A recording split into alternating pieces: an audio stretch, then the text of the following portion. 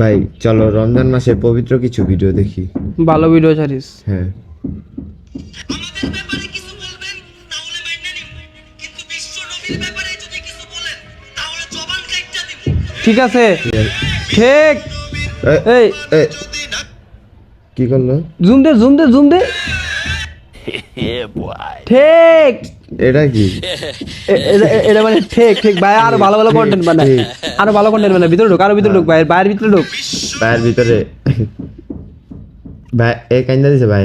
জানো আমার বান্ধবী অনেক খারাপ। কি বললা? তোমার বান্ধবী আসতে বলো, দেওয়ালেরও কান আছে।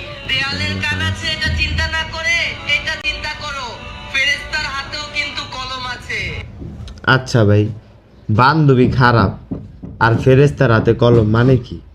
ওই যে শাওন, তুমি কিন্তু আমার বন্ধু শাকিলের সাথে চলবা না, কারণ ওর খাতা কিন্তু লেখতাছে।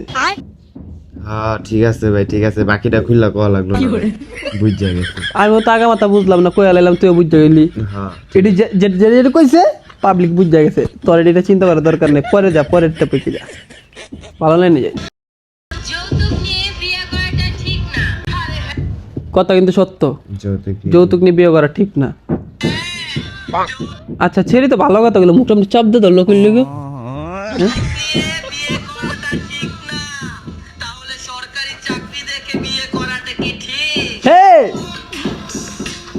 আচ্ছা ভাই, ওই যে এরকম করলো, হ্যাঁ ওই তোরে বিয়া করছে, তাহলে ওই আবার আরে মাফ করলো মানে কি তোরে তালাক দিল? তালাক না, ওই ছেড়ে ঠিক না কইছে না, গাল ধরে ছেড়ে ব্যথা পাইছে না। মাপ চাই। I am extremely sorry.